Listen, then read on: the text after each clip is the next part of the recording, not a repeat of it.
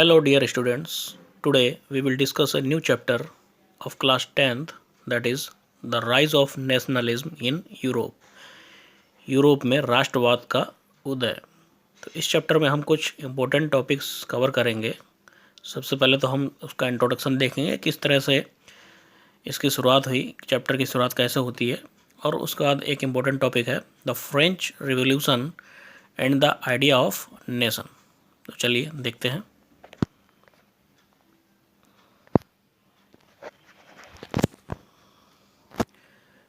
इन 1848 Frederick सारियू, ये एक painter का एक आर्टिस्ट है फ्रांस का, जिसका नाम है फ्रेडरिक सारियू। उसने 1848 में एक पेंटिंग बनाई थी, prepared a series of 4 prints visualising his dream of the world made up of democratic and social republics, जिसको उसने नाम दिया था डेमोक्रेटिक एंड सोशल रिपब्लिक्स, लोकतांत्रिक और सामाजिक गणतंत्र।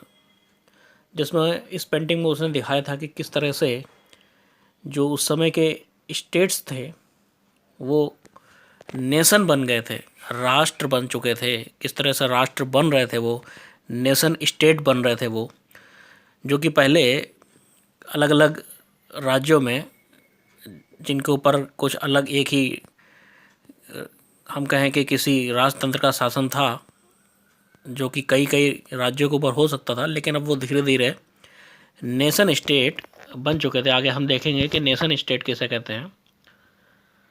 The first print of the series shows the peoples of Europe and America, men and women of all ages and social classes, marching in a long train and offering homage to Statue of Liberty as they pass by it।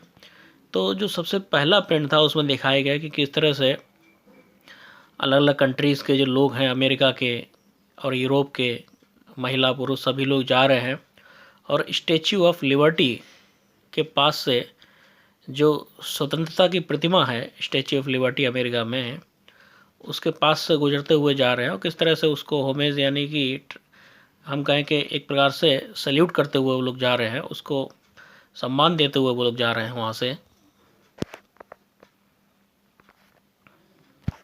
तो ये वो picture है जिसके बारे में हम बात कर रहे थे अभी, democratic and social republics, the dream of world wide democratic and social republics, जो कि फ्रेडरिक सारियू ने बनाई थी, जो एक फ्रेंच आर्टिस्ट थे। तो इसमें देखें किस तरह से कई सारे लोग अलग अलग कंट्रीज़ के, जिसमें Switzerland, United states of America, France, Germany, इस तरह से कई सारे कंट्रीज़ हैं, और वो सब धीरे धीरे नेशन स्टेट बनते जा रहे हैं, एक राष्ट्र के रूप में परिवर्तित हो रहे हैं, अपने अपने फ्लैग्स लेके जा रहे हैं, जिसमें आगे यूएसए और स्विट्ज़रलैंड हैं, जो कि उस समय तक नेशन स्टेट बन चुके थे, और उनके पीछे भी अलग अलग जर्मनी, इस तरह के कई सारे जो कंट्रीज़ के लोग जा रहे हैं। हालांकि उस समय तक जर्मनी जो था वो एक नेशन नहीं बना था, अलग अलग 39 स्टेट्स का एक ग्रुप था वो, फिर भी उन्होंने पहले ही उसको विजुअलाइज कर लिया था।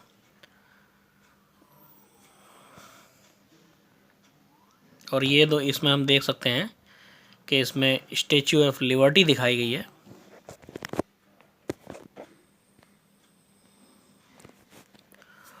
Artist of the time of the French revolution personified liberty as a female figure. तो उस समय तक फ्रांस की क्रांति हो चुकी थी, क्योंकि हम जानते हैं कि 1789 में ही फ्रेंच रिवॉल्यूशन हो चुकी थी। आप लोगों ने 9th क्लास में पढ़ा है इसके बारे में। तो जैसे कि उन्होंने फीमेल फिगर के रूप में वो किसी भी नेशन को पर्सोनिफाइड करते थे, किसी भी नेशन का मानवीकरण वो कर देते थे, जैसे एक फ़ीमेल फिगर के रूप में। जैसे कि फ्रांस के लोगों ने अपने नेशन के लिए एक इमेजनरी फ़ीमेल फिगर बनाया, जिसका नाम मारियान रखा गया। तो इस तरह से फीमेल फिगर में वो लोग इमेजिन करते थे, पर्सोनिफाई करते थे। In Sorrieu's painting prints the peoples of the world are grouped as a distinct nations identified through their flags and national costume. तो सारियों की पेंटिंग में हम देख सकते हैं कि लोग जो हैं वो अलग अलग नेशंस के रूप में, हम कहें कि उनका एक समूह बन चुका है, एक राष्ट्र बन चुका है, और वो अपने अपने फ्लैग्स और नेशनल कॉस्ट्यूम में जा रहे हैं उस पेंटिंग में। तो हम देखें कि नेशन स्टेट क्या है, जिसके बारे में हम इतनी देर से बात कर रहे हैं कि नेशन स्टेट की बात की जा रही है। तो पहले क्या होता था, उस समय तक अधिकतर जो स्टेट्स थे या एम्पायर, मल्टी नेशनल एम्पायर्स हुआ करते थे, मल्टी नेशनल स्टेट हुआ करते थे। जैसे कि किसी एक ही राजतंत्र का अलग अलग स्टेट पर अधिकार होता था, उसके अंडर में कई सारे स्टेट्स आते थे, उनके अलग अलग कल्चर और लैंग्वेज हुआ करती थी। लेकिन नेशन स्टेट जो है वो मल्टी नेशनल स्टेट से बिल्कुल अलग है, उससे हम कहें उसका अपोजिट है ये। क्योंकि नेशन स्टेट में जो एक एरिया होता है उसमें जो मेजॉरिटी के लोग हैं उनका एक ही जैसा कल्चर, लैंग्वेज होती है। The nation state was one in which the majority of its citizen and not only its rulers came to develop a sense of common identity and shared history of descents. तो इसमें जो majority of citizens होते हैं उनमें एक जैसे अपनेपन का भाव होता है, क्योंकि उनका एक जैसा कल्चर है, उनका साझा इतिहास है।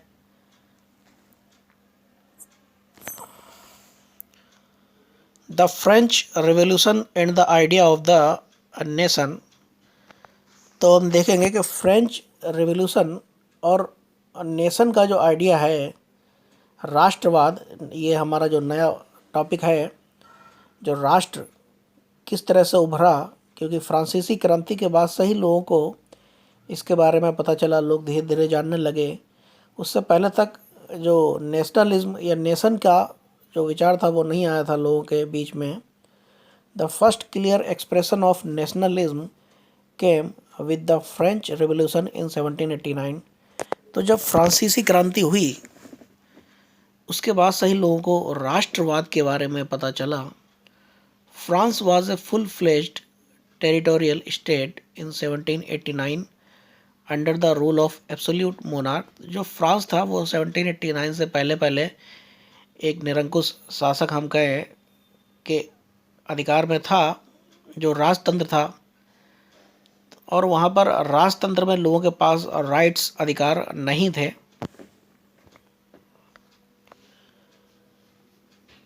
The political and constitutional changes that came in the wake of French Revolution led to the transfer of sovereignty from the monarchy to a body of French citizens।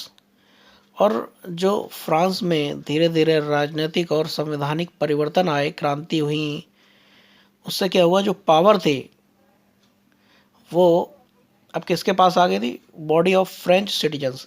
अब जो फ्रांसीसी नागरिक हैं उनके पास में अधिकार शक्ति आ चुकी थी, ना कि मोनार्क के पास में, ना कि राजतंत्र में। तो अब धीरे धीरे फ्रांस जो था वो मोनार्की सिस्टम से एक सोवरेन कंट्री बन रहा था, एक संप्रभु गणतंत्र बन रहा था।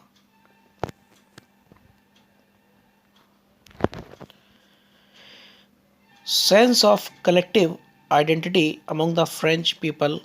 तो ये हम देखें, ये एक इम्पोर्टेंट टॉपिक है कि फ्रांस में लोगों ने, जो क्रांतिकारी थे, रिवोल्यूशनरीज थे, उन्होंने लोगों के अंदर अपनेपन का भाव जगाने के लिए क्या किया। क्योंकि सबसे पहले लोगों के अंदर एक जैसी फीलिंग ऑफ वननेस, एक जैसी भावना, कॉमननेस ये आनी चाहिए। उन्हें लगना चाहिए कि हम लोग एक ही हैं और हमारे ऊपर दूसरे लोग रूल कर रहे हैं। तो एक अपनेपन का भाव जगाने के लिए उन्होंने कई सारे तरीके अपनाए, जैसे कि the idea of la patrie, the fatherland. उन्होंने पितृभूमि बताया कि ये हमारी अपनी भूमि है।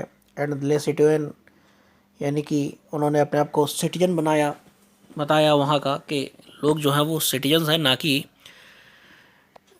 जैसे कि पहले हुआ करता था कि लोग क्या होते थे, एक प्रजा होते थे। लेकिन अब लोग क्या है, नागरिक हैं, और नागरिक के पास अधिकार होते हैं, प्रजा के पास अधिकार नहीं होते। तो उन्होंने फ्रांस को बताया कि ये हमारा फादरलैंड है और हम सिटीजन हैं इसके, हमारे पास अधिकार हैं। New French flag the try colour was chosen. एक नया फ्रांस का झंडा अपना बनाया गया, जो कि पहले वाले से अलग था, जिसे बोला जाता है ट्राई कलर, जिसमें 3 कलर हुआ करते थे। The state general was elected by the body of active citizens. और जो स्टेट जनरल थी उसको एक्टिव सिटीजन्स, जो वहाँ के सक्रिय नागरिक थे, वो लोग इलेक्ट करने लगे, जो कि एक प्रकार की हम कहें कि पार्लियामेंट की तरह ही है, state general, and renamed the national assembly, और उसका नाम अब नेशनल असेंबली कर दिया गया।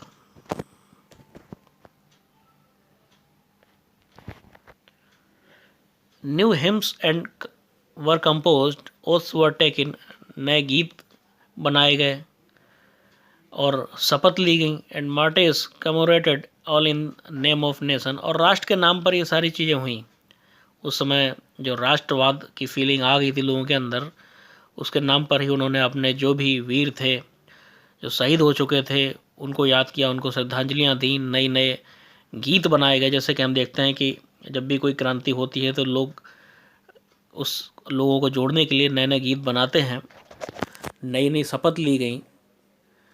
A centralized administrative system was put in place and it formulated uniform law for all citizens within its territory, और एक केंद्रीय प्रशासन सिस्टम बनाया गया, एक व्यवस्था बनाई गई जिसमें एक केंद्रीय सत्ता बनाई गई जो कि सबके ऊपर शासन करती थी, एक ही जैसा सबके ऊपर रूल होता था, यूनिफॉर्म लॉ, सबके लिए एक ही जैसा कानून था, जो उस टेरिटरी के अंदर, जो उस राज्य क्षेत्र में रहते थे, उनके लिए एक जैसा प्रशासन, एक जैसा कानून था।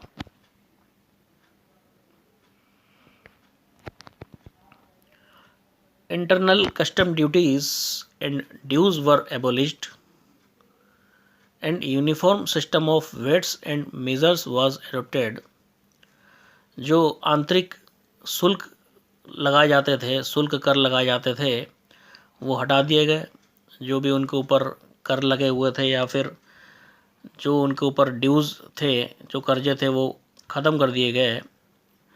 और uniform system of weights and measurement was adopted, measures was adopted, और एक समान प्रणाली बनाई गई जिसमें वजन और नापने की एक जैसी व्यवस्था थी। क्योंकि फ्रांस में जो एक सेंट्रलाइज्ड एडमिनिस्ट्रेशन ना होने के कारण से पहले अलग अलग क्षेत्रों में अलग अलग तरह के वेट्स और मेज़र्स होते थे। कहीं किसी एरिया में कुछ और वेट की वैल्यू थी, और कहीं पर 1 मीटर में अगर हम बात करें तो उसकी साइज़ अलग अलग था।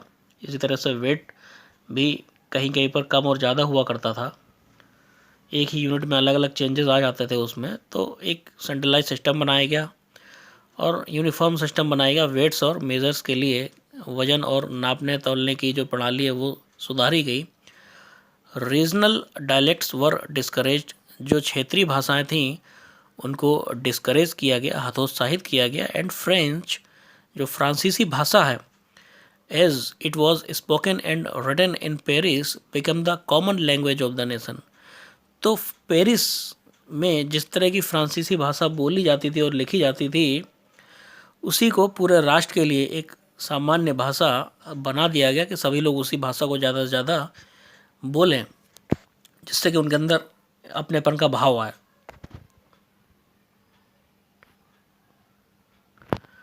Revolutionaries ideas spread to other countries. अब जो क्रांतिकारी विचार थे वो धीरे धीरे दूसरे देशों में भी फैलने लगे। किस तरह से हुआ?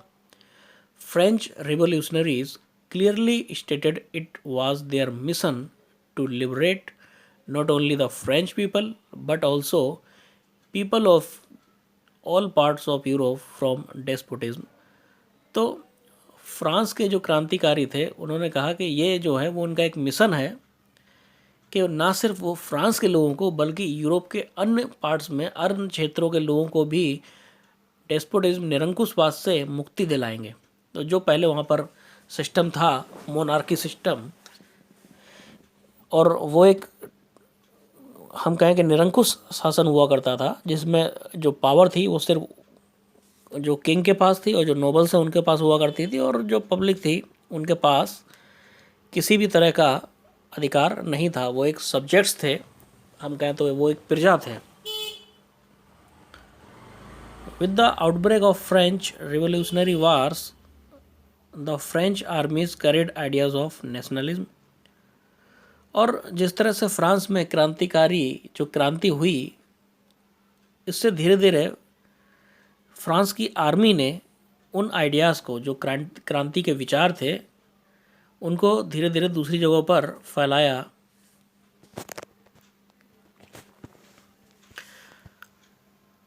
When the news of events in France reached the different cities of Europe, students and other members of educated middle class began setting up Jacobin clubs. तो जैकोबिन क्लब के बारे में आप लोग 9th क्लास में भी पढ़ चुके हैं। तो जब लोगों ने, जो यूरोप के अन्य क्षेत्र थे वहाँ के लोगों ने सुना कि फ्रांस में किस तरह से क्रांति हुई, तो दूसरे देशों में भी लोगों ने, दूसरे क्षेत्रों में भी लोगों ने अलग अलग ग्रुप्स बनाए, जैकोबिन क्लब बनाए गए। स्टूडेंट्स और members of educated middle class के जो लोग थे, जो पढ़े लिखे लोग थे, उन्होंने जैकोबिन क्लब की स्थापना करना शुरू कर दिया और वो फ्रेंच आर्मी को अपने यहाँ पर वेलकम करने लगे। वो चाहते थे कि फ्रांस के लोग, जो फ्रांसीसी आर्मी है, वो उनके यहाँ पर जाए और वहाँ पर भी इसी तरह के सिस्टम बनाए जाएँ जो फ्रांस में अच्छे काम किए गए थे। यूनिफॉर्म, वेट्स एंड मेजर्स का, सेंट्रलाइज्ड एडमिनिस्ट्रेशन, इस तरह के काम वहाँ पर भी किए जाएँ। Their activities and campaigns prepared the way for the French armies, which moved into Holland, Belgium, Switzerland, and much of Italy in the 1790। तो हम देखें तो जिस तरह से वो कैंपेन चलाए गए, उस तरह से फ्रेंच आर्मी का, जहाँ हमने कहा कि उनका स्वागत किया जाता था, तो धीरे धीरे फ्रांसीसी जो सैनिक थे वो लोग दूसरे देशों में भी जाने लगे, जैसे कि स्विट्ज़रलैंड, हॉलैंड, बेल्जियम, इटली, और वहाँ पर भी उन्होंने वही सिस्टम लागू किए जैसे कि उन्होंने फ्रांस में किए थे।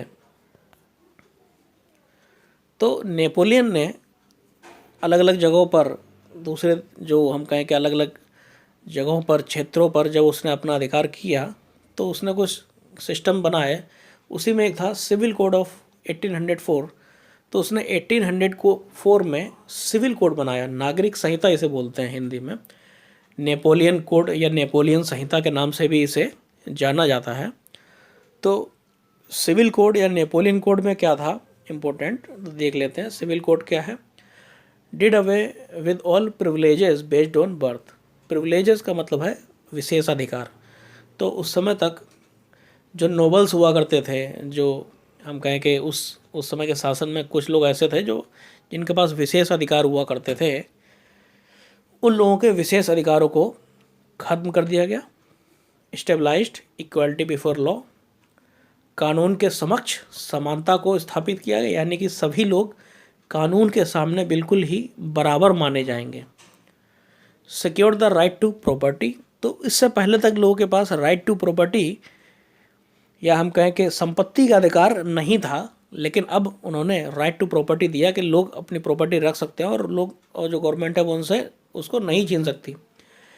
नेपोलियन सिंप्लीफाइड एडमिनिस्ट्रेटिव डिविजन्स, जैसे कि हमने अभी बात की कि उसने जो एडमिनिस्ट्रेटिव सिस्टम था उसको सिंपल किया। ही एबोलिश द फ्यूडल सिस्टम, उसने सामंती व्यवस्था समाप्त कर दी, जिसमें कि जो फ्रांस में भी ऐसा होता था और यूरोप के कई क्षेत्रों में इस तरह की सामंती व्यवस्था होती थी, जिसमें जो नोबल्स होते थे, जो उनके पास कई सारा लैंड एरिया दिया जाता था, उनको भूमि होती थी और उनके पास बहुत सारी पावर थी जो कि किसानों से अपने यहाँ पर काम करवाते थे। तो इस तरह से वो एक प्रकार से रूल करते थे। किंग तो था ही, लेकिन साथ साथ में अलग अलग जगहों पर जो फ्यूडल्स थे, सामंत थे, वो भी रूल करते थे। He freed peasants from serfdom and manorial dues, और उन्होंने जो पीजेंट्स हैं, किसान हैं, उनको सर्फडम यानी कि जो दासत्व, जो उस समय किसानों को भूदास बनाकर रखा जाता था, यानी कि वो दूसरों के खेतों में काम करते थे और उसके बदले में उनको खाने पीने के लिए कुछ चीज़ें मिल जाती थी। तो ये जो सिस्टम था भूदास का, ये उन्होंने ख़त्म कर दिया। और मैनोरियल ड्यूज़ जो थे वो भी समाप्त कर दिए गए कि कभी कभी जो किसान होते थे वो लोग जब दूसरों के यहाँ काम करते थे तो उनको बदले में उन्हें कुछ जो लैंडलॉर्ड्स हैं उनको देना होता था, जो भी हम कहें कि ग्रेन्स हैं या फिर इन मनी है, तो वो एक प्रकार से उनके ऊपर एक कर की तरह था जो उनको देना होता था, तो वो भी उन्होंने ख़त्म कर दिया। Transport and communication system were improved, वहाँ पर यातायात की सुविधा और सूचना संचार की जो सुविधाएं थीं वो सुधारी गई। ज़्यादा तेज़ी से अब एक जगह से दूसरी जगह तक सूचनाएं पहुंचाई जा सकती थीं। गिल्ड्स रेस्ट्रिक्शंस वर रिमूव्ड। गिल्ड्स क्या होता है, ये एक प्रकार के ग्रुप्स हैं, पीजेंट जो हम कहें कि आर्टिसंस या फिर ट्रेडर्स के, कुछ व्यापारियों के आर्टिस्ट और शिल्पकारों के अपने ग्रुप होते थे, तो इन संघों को उन्होंने समाप्त कर दिया।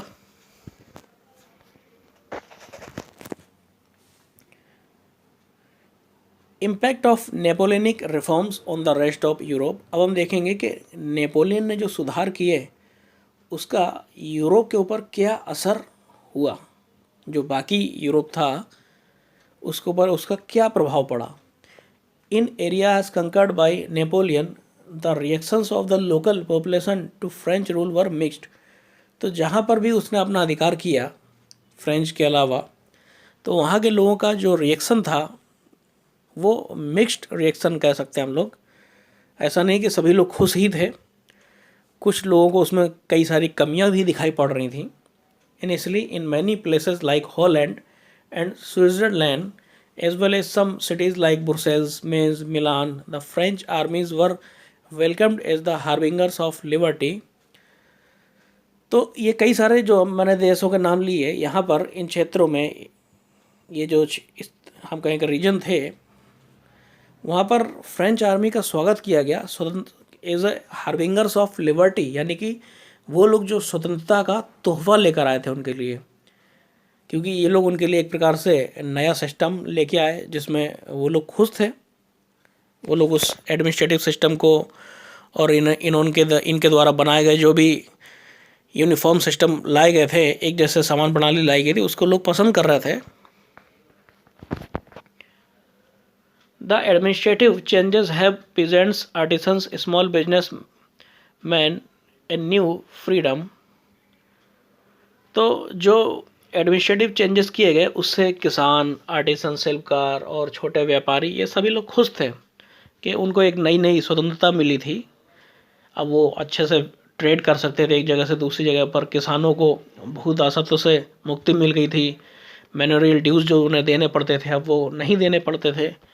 तो उनको एक नई फ्रीडम मिली जिससे कि वो लोग खुश थे। The uniform law standardised weights and measures, common currency facilitated movements of goods and capital. तो जो यूनिफॉर्म सिस्टम बनाया गया जिसमें वेट्स और मेजर्स का था, इसी तरह से कॉमन करेंसी बना दी गई, क्योंकि उस समय तक क्या होता था अलग अलग एरियाज़ में करेंसी भी अलग अलग चलती थी, जिसके कारण से उन्हें बहुत दिक्कतें होती थी ट्रेड करने में। तो इसने अपने एरिया में जहाँ पर रूल किया, जैसे कि 39 स्टेट्स जो जर्मनी के थे, जो कि बाद में फिर जर्मनी बने, तो वहाँ पर भी इन्होंने इसी तरह का सिस्टम लागू किया था।